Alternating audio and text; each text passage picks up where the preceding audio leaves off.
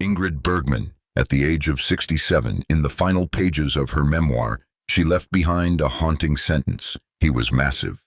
But the word massive here does not just refer to a man, but also to her own life, a journey full of ups and downs, scandals, and resounding victories. Let's start by imagining a little girl, born on August 29, 1915, in Stockholm, Sweden, in a world still unfamiliar with the glamour of cinema. Ingrid Bergman grew up in profound loneliness. Her mother passed away when she was only 3 years old, leaving an unfillable void in her tender heart. Her father, a passionate photographer, ignited in her a love for images, light, and performing arts. The photos he took, the stories he told about the world, became the flame guiding Ingrid. But tragedy struck again when he died when she was only 12. An orphaned, shy girl, raised by relatives, Ingrid found her light on the stage. I think, for many of us, especially those who have lived through the difficult years of the 1920s and 1930s, this story feels so familiar. Isn't it true that sometimes the greatest losses lead us to the biggest dreams? For Ingrid, the stage was not just a place to escape, but a place where she found herself, where she could express the deep emotions that real life forced her to hide. Ingrid studied at the Royal Dramatic Theatre School in Stockholm, a prestigious place that once trained Greta Garbo, another Swedish legend. Her talent emerged early, like a precious gem just waiting to be polished. Her first Swedish films, especially Intermetzo in 1936, left audiences in awe. Her natural beauty, clear eyes, gentle smile, and authentic acting style created magic. Do you remember the first time you watched a film that made your heart seem to stop beating? That's the feeling Ingrid brought. Intermezzo was not just a film, but a turning point that took her from the small stages of Stockholm to the dazzling lights of Hollywood. I think, for older audiences like us, who have experienced the era when cinema was a miracle, Ingrid's beginning story is truly inspiring. She reminds us that no matter how difficult the starting point, talent and passion can always open doors. In 1939, Hollywood beckoned. Producer David O. Selznick saw Ingrid's potential and invited her to America to star in the remake of Intermezzo, alongside James Stewart, a star with a gentle yet captivating acting style. Imagine Ingrid, a 24-year-old Swedish girl, stepping off the ship in Los Angeles, carrying big dreams and a bit of anxiety. She was not like the Hollywood stars of that time, with flashy styles, elaborately curled hair, or heavy makeup. Ingrid brought natural beauty, a soft voice with a Swedish accent, and a rare sincerity. Audiences loved her immediately, and I think that's no surprise. In a world full of vanity, Ingrid was a breath of fresh air, like a friend you want to sit down and chat with. She didn't act to become a star, she acted to tell stories. And that's why audiences around the world were enchanted by her. Ingrid's career in Hollywood exploded quickly. In 1942, she played Ilsa in Casablanca, alongside Humphrey Bogart, who played Rick with irresistible charm. This film, my friends, is not just a cinematic work, but a cultural legacy. If you've ever sat in a movie theater in the 1940s, with dim lights, black and white screen, and heard the melody of As Time Goes By, you surely understand why Casablanca is immortal. Ingrid, as a woman torn between love and duty, delivered an emotionally charged performance. The scene at Rick's Cafe, when her eyes met Humphrey Bogart's, is the moment when cinema became art.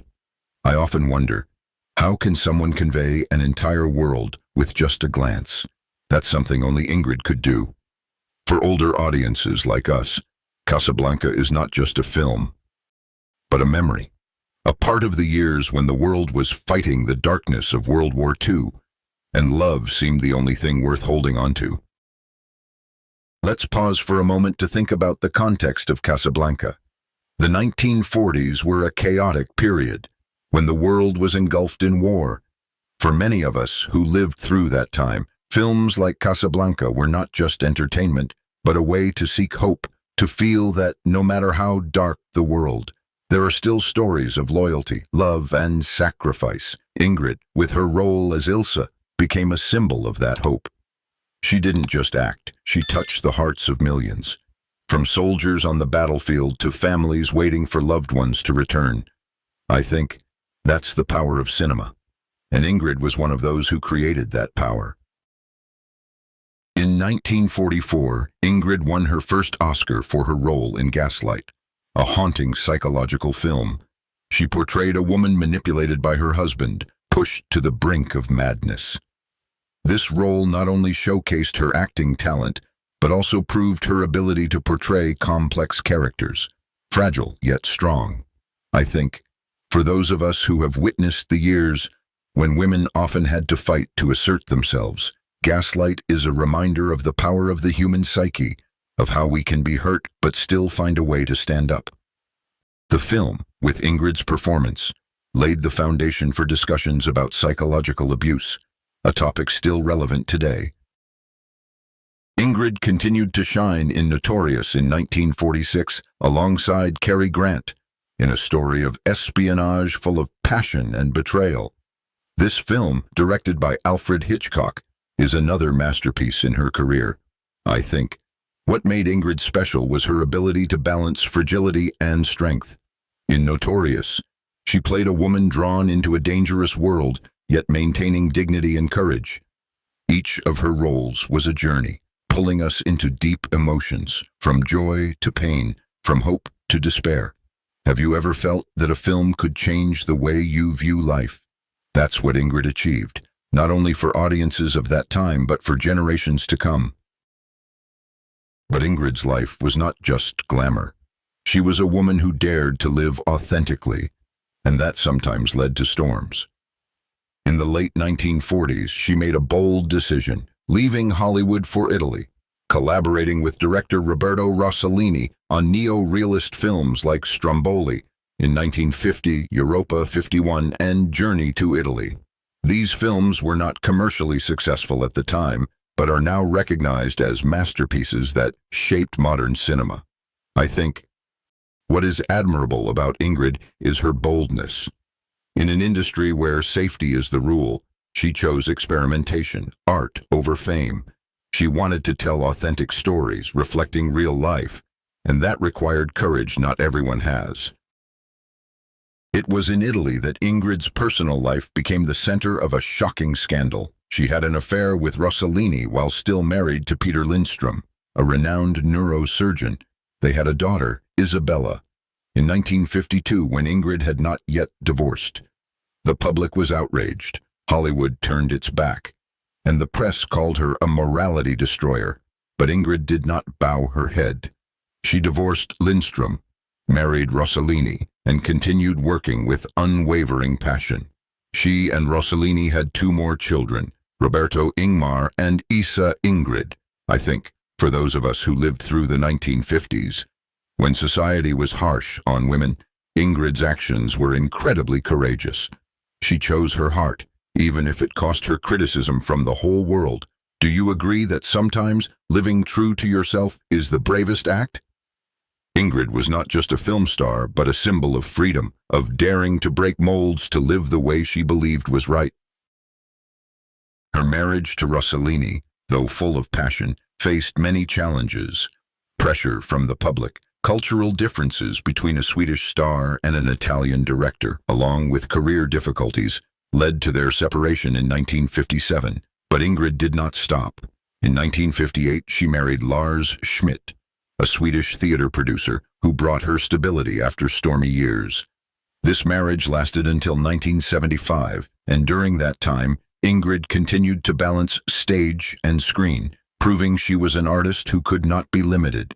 She performed in five languages, worked with great directors like Alfred Hitchcock, Lars von Trier, and Sidney Lumet.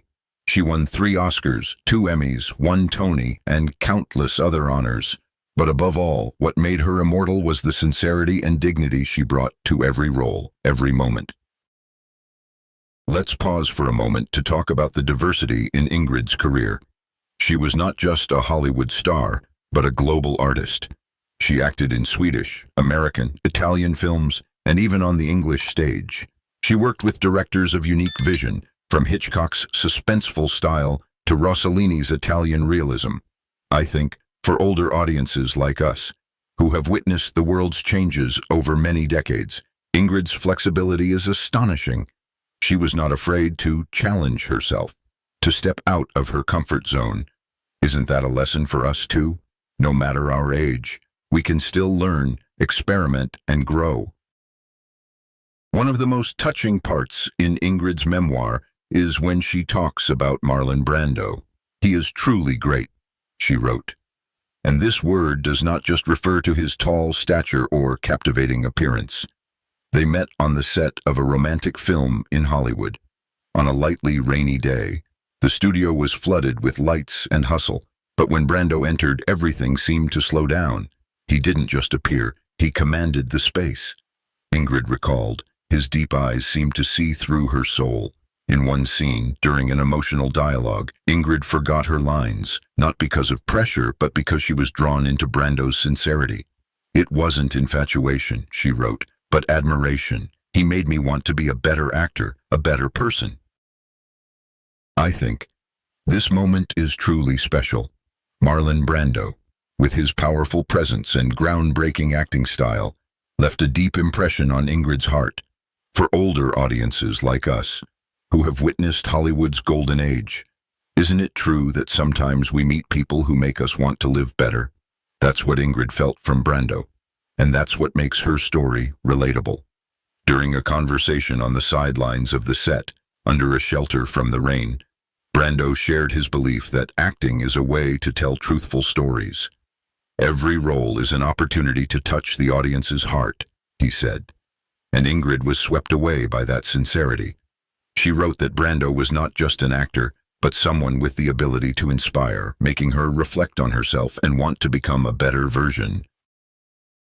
Let's imagine that scene for a moment, a rainy day in Hollywood, two great stars sitting under a shelter, talking about art, life, and the meaning of storytelling. I think, for those of us who have lived through years when the world changed rapidly, moments like that are precious. They are moments when we feel connection, not just with art, but with humanity itself. Ingrid, with all her fame and talent, still felt small before Brando's sincerity. And that shows she was someone always learning, always open to new things. After the scandal with Rossellini, Ingrid returned to Hollywood in 1956 with Anastasia, a role that brought her a second Oscar. This film was a warm welcome from the industry that once turned its back on her. She continued to shine in both Euro-American cinema and theater, even winning an Emmy for her role as Israeli Prime Minister Golda Meir in A Woman Called Golda in 1981. This role, performed when she was already weakened by illness, was a testament to her indomitable spirit. I think, for those of us who have lived through many decades, Ingrid's story of resilience is truly inspiring. At an age when many choose to rest, she still dedicated herself fully, as a reminder that passion has no age. Let's talk a bit about A Woman Called Golda. This role was not just a milestone in Ingrid's career, but a statement about women's strength. Golda Meir, one of the most prominent leaders of the 20th century, was a complex character, and Ingrid brought a vibrant performance, even as her body fought illness. I think, for older audiences, who have seen changes in women's roles over decades, this role is a reminder of the power of perseverance.